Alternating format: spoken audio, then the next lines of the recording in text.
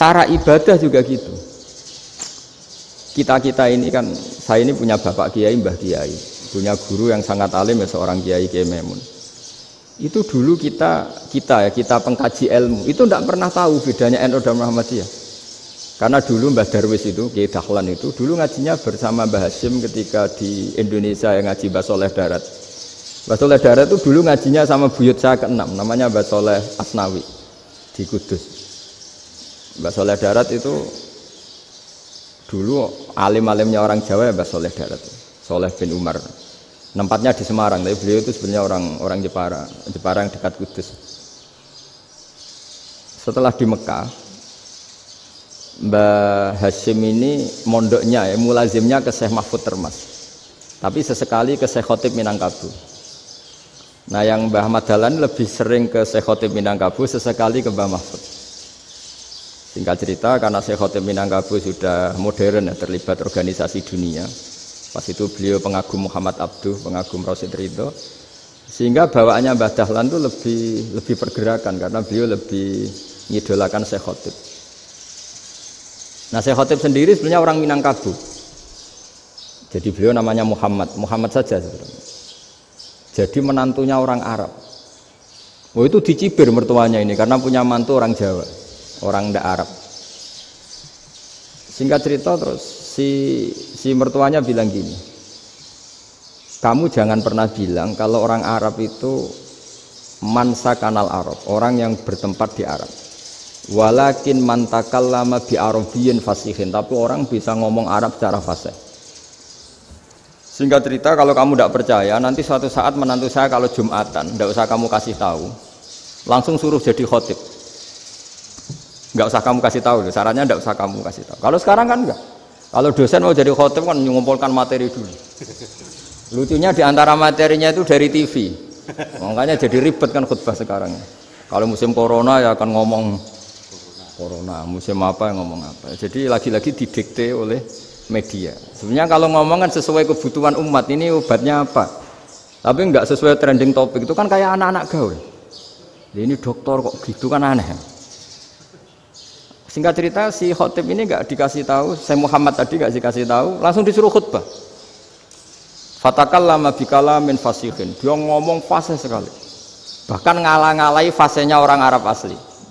Semenjak itu beliau dapat gelar al khotib, orang yang cakap berpidato berkhutbah. Makanya terus dia khotib al Minangkabau. Jadi orang Indonesia itu luar biasa.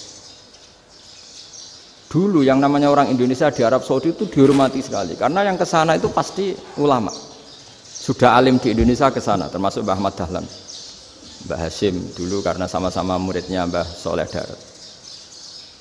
Lama-lama yang kesana itu TKI TKW itu ya mulai agak dibully. Dulu Syekh Nawawi di antara ijtihad yang dihormati itu beliau mengkritik nyuwun sewu orang yang kan orang biasanya normalnya kan muji orang mati syahid, hebat orang mati syahid itu hebat gini. Oke, kita sepakat orang mati syahid itu hebat. Tapi kata Imam Nawawi dengan syarat niatnya itu li'ila'i kalimatillah dan itu bawaan takdir. Saya ulang lagi, itu bawaan takdir, harus mati di medan perang. Tapi tidak boleh seseorang ini niat perang tapi niatnya supaya syahid. Karena kalau begitu berarti dia berniat supaya menjadi maktulal kafir, orang yang dibunuh orang kafir. Kedua, dengan dia mati berarti pasukan Islam berkurang. Berarti dia ingin pasukan berkurang, hanya ambisinya dia ingin langsung ke surga. Misalnya pasukan orang Islam itu 10, orang kafir 10. Kalau kamu ingin syahid berarti mati 1 kan, tinggal 9 kan. Nah kalau yang seperti itu 10 kan mati semua. Gara-gara ingin syahid, akhirnya perangi rapati tenanan, benang mati, benang mlebu swarga. Kata Syekh Nawawi, ya enggak. Kalau kamu perang sama orang kafir, ya niat menang. Dengan niat menang ini, kamu ingin li'ila'i kalimatillah. Tapi kalau kamu ingin syahid, berarti kamu menuruti keinginan nafsu kamu yang cepat masuk surga. Itu orang Arab kagumnya bukan main. Karena di mana-mana orang itu dinilai dari niatnya. Paham ini ya? Tapi perang loh ya, dalam kondisi perang, bukan teroris. Perang itu artinya orang kafir yang ingin bunuh kita, itu perang namanya apa? Perang. Dulu orang cerita syahid itu hanya pokoknya syahid itu hebat, pokoknya syahid itu hebat. Syahid di medan perang itu hebat, pokoknya saya di medan perang hebat. Tapi ketika Syekh Nawawi memberi penjelasan ilmiah, jika kamu perang ingin cepat mati, ingin cepat syahid, artinya ini untuk pemenuhan diri kamu, karena kamu bayangkan langsung masuk surga. Kamu lupa bahwa dengan kamu dibunuh, kekuatan Islam berkurang. Akhirnya beliau memberi penjelasan, syahid itu bagus, itu sebagai takdir. Hanya takdir itu kita perang yang ingin menang, tapi takdirnya mati. Jangan dibalik, oleh perang rapati tenanan, benang mati namun lebu. Itu yang pertama, termasuk ulama yang pertama memberi penjelasan itu Syekh Nawawi. Akhirnya melahirkan kekaguman yang luar biasa dengan tafsir Munirnya itu. Terus beliau itu orang yang rileks kalau menjelaskan ilmu. Ini ya juga guru-gurunya Mbah Hasyim, Mbah Guru sama Mbah Hasyim sama Mbah Ahmad Dahlan Syekh Nawawi. Jadi dulu yang alim di Arab itu ada Syekh Nawawi, ada Syekh Khotib Minangkabau, ada Syekh Bakir Jogja, ada Syekh Mahfud Termas. Itu orang Indonesia banyak sekali yang alim. Bahkan diantaranya yang dikagumi Al-Azhar itu juga orang Indonesia, nama Syekh Abdul Manan, itu mbahnya Syekh Mahfud Termas. Itu pertama ada duta besar Indonesia di Mesir, itu termasuk barokahnya Mbak Abdul Manan tadi, itu juga orang Indonesia. Jadi pemahaman ulama Indonesia itu khas, termasuk ketika memaknai apa? Syahid. Ketika memaknai apa? Syahid. Itu unik. Ketika Syekh Nawawi diuji dulu itu yang namanya ulama diuji dulu oleh 100 ulama. Jadi dulu ya ada kompetisi. Imam Bukhari diakui jadi ahli hadis itu diuji oleh mi'atu muhaddisin, 100 orang ahli hadis, sanad dibolak-balik, matanya dibolak-balik, tapi beliau tetap bisa mengembalikan proporsi sanad itu. Syekh Nawawi pernah diuji gini. Ayul afdol al ulama awe salatin. Keren mana ulama sama raja atau sama orang-orang kaya, sama penguasa? Ya keren ulama. Terus dibully sama orang.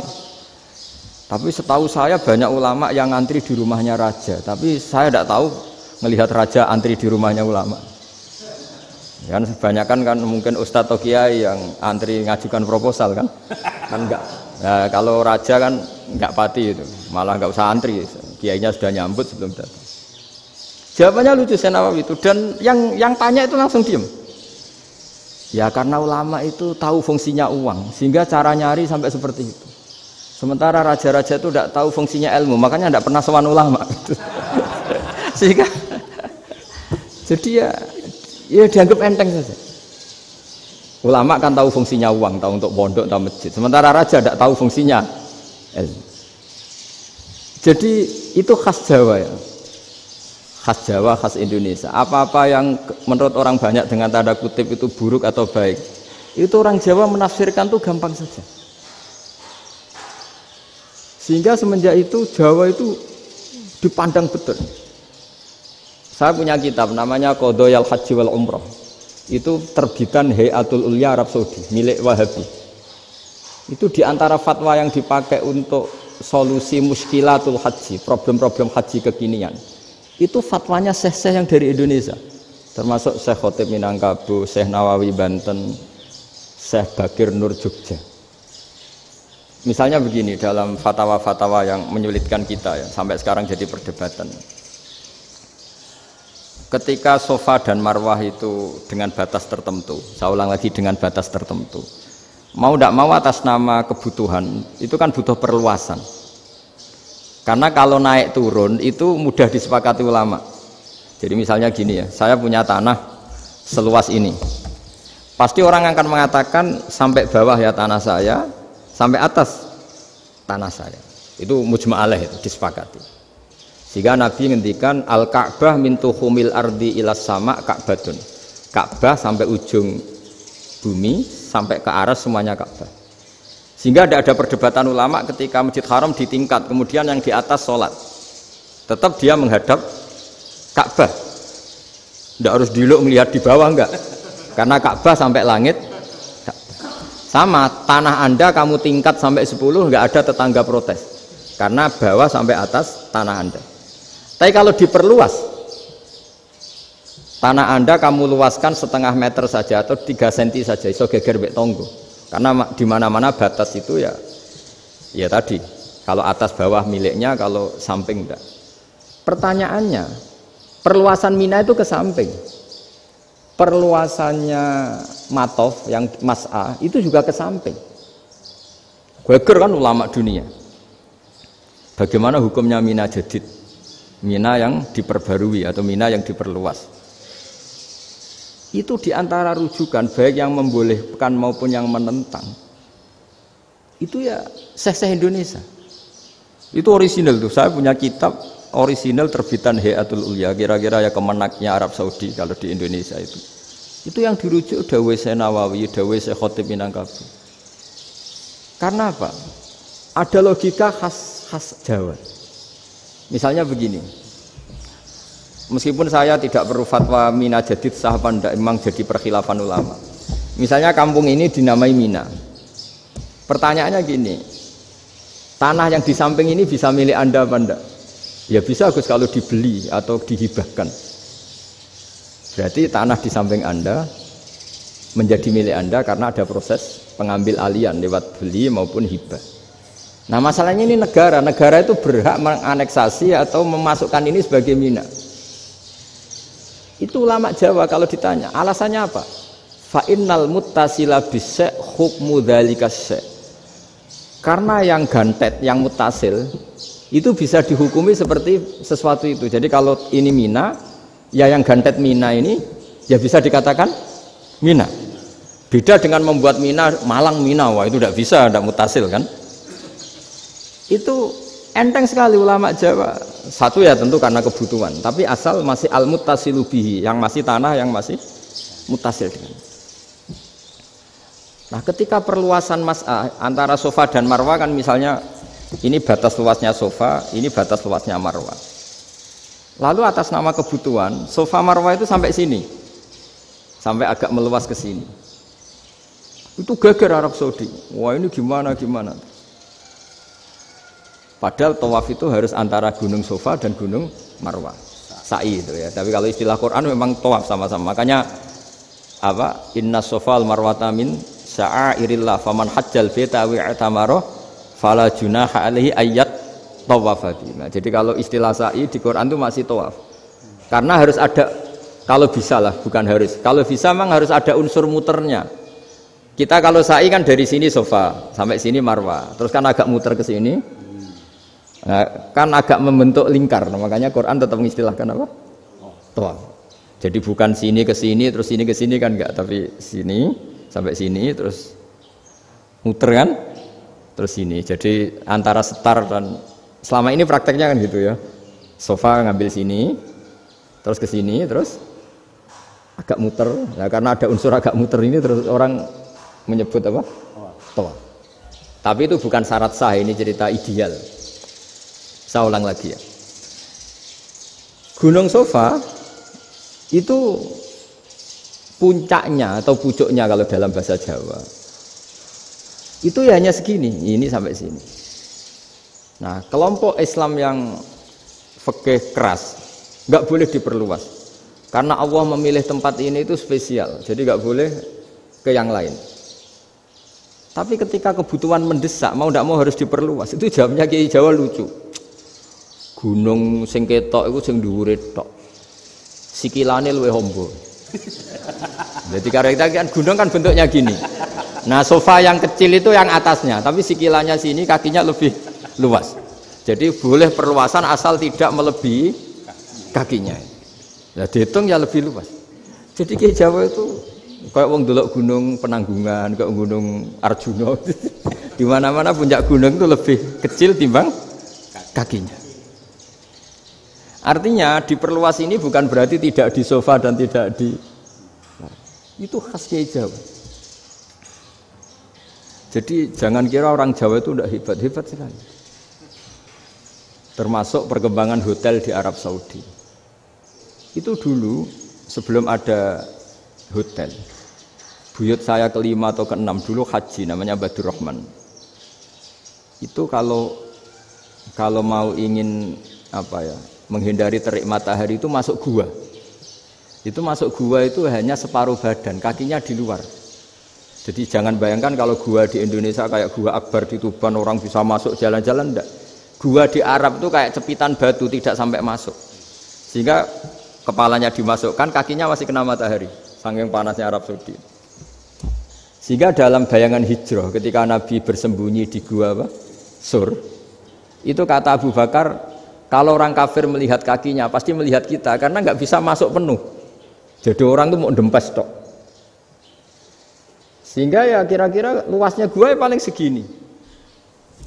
Makanya guyonannya kiai-kiai itu untung nggak kayak gua Indonesia. Kalau kayak gua Indonesia laba-labanya capek karena luas sekali. Jadi jangan bayangkan gua Arab tuh kayak gua Indonesia. Makanya bayangannya, andai kan orang itu melihat ke bawah pasti melihat kita karena orangnya nggak bisa masuk penuh, nggak bisa masuk 100%. Ya kayak cepitan batu lah mirip. Itu kan mirip Gunung Uhud. Gunung Uhud kata Rasulullah, nanti kalau kamu perang itu di atas, menang atau kalah di atas. Musuh biar di bawah. Dengan di atas kamu bisa manah. Jangan bayangkan kayak Gunung Merapi, kayak Gunung Penanggungan. Lah kalau Gunung Penanggungan mana ke bawah yang leyang kan? Jadi gunung di Arab itu kayak bukit. Ya sampean pernah kan ke Uhud itu ya sama ini aja tinggi ini kan? Lah ini yang mulai ada mis. Makanya nerjemah itu susah di Indonesia. Karena jabal itu udah harus tinggi. Kalau tinggi nggak bisa mana dari atas ke bawah kan nggak ngefek kan? Sampean kalau ke Uhud gunungnya kan pendek sekali sehingga yang mana dari atas ke bawah ya kalau kena musuh ya celaka karena memang dekat. Ya kalau gunung Indonesia mana dari atas ke bawah yang ngeleyang nggak ngefek. Nah itu susahnya nerjemah bahasa Arab ke kita. Jadi apa ya? Transkrip itu nggak gampang karena ada pengertian yang beda. Kita kalau bilang gunung itu tinggi sekali. Sampai banyak mahasiswa tersesat ya saking tingginya. Kalau orang naik Uhud gak akan tersesat, wong ketok dari bawah itu. Nah ini pentingnya ngaji ya. Jadi akhirnya ulama-ulama Indonesia itu dipakai rujukan.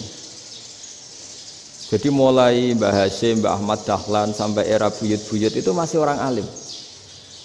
Lama-lama yang di Indonesia ini orang-orang yang bodoh.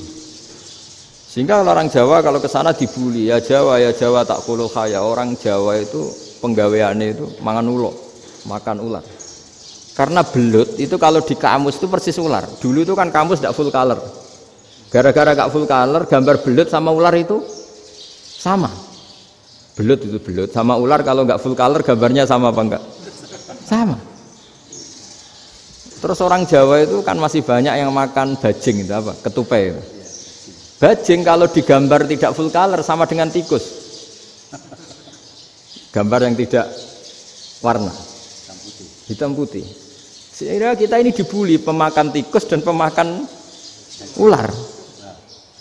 Karena belut itu persis ular kalau digambar yang tidak full color.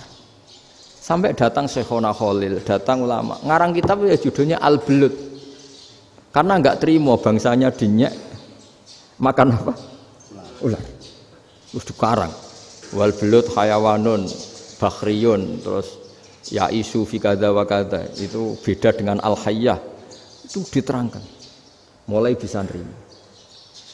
Terus sistem hotel juga gitu. Sampeyan tanyakan dalam sejarah dulu orang Sedayu ada namanya Syekh Mukhtar. Syekh Mukhtar bukan bikin rumah besar yang siapapun orang Indonesia haji itu nempat di sana. Nah ini yang menginspirasi akhirnya ada hotel. Dulu Syekh Mukhtar hanya menyediakan untuk hujat-hujat Indonesia. Lama-lama jadi hotel. Nggak mau saya mau cerita. Kata Mbah Mun sering cerita. Kenapa wa ma arsalnaka illa rahmatan lil alamin, kata Mbah Mun. Allah itu pasti bikin ulama yang tidak produk Arab itu pasti ada. Kalau orang Arab jadi ulama wajar, bahasanya Arab, domisilinya di Arab. Tapi Allah akan selalu bikin ulama yang tidak bangsa Arab. Imam Ghazali itu Tus itu Persia. Imam Bukhari itu kira-kira kalau sekarang ikut Uzbek. Ya. Imam Bukhari itu kalau negara sekarang ikut mana? Uzbek. Kenapa demikian kata Mbah Mun? Karena Allah sudah ngendikan wa ma arsalnaka illa kafatan linnas. Manusia semua ini kena khitabnya Islam. Kalau tidak ada ulama yang dari berbagai negara, kesannya Islam itu hanya milik orang Arab Saudi. Makanya Allah selalu bikin ulama-ulama yang bahkan tidak Arab.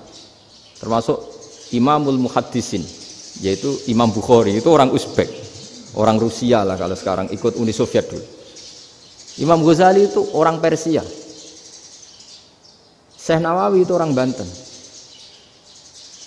Karena Allah ingin memaklumatkan bahwa Islam ini untuk semua, sehingga orang yang tidak Arab pun bisa belajar Islam. Yang alimnya itu nggak kalah sama orang apa? Arab. Makanya ini PR ya. Kalau Gus Dah Ploso nanti ngendikan suatu saat orang belajar Islam itu bahkan orang Arab pun bisa belajar ke Indonesia. Kalau orang Indonesia bisa alim betul kayak dulu.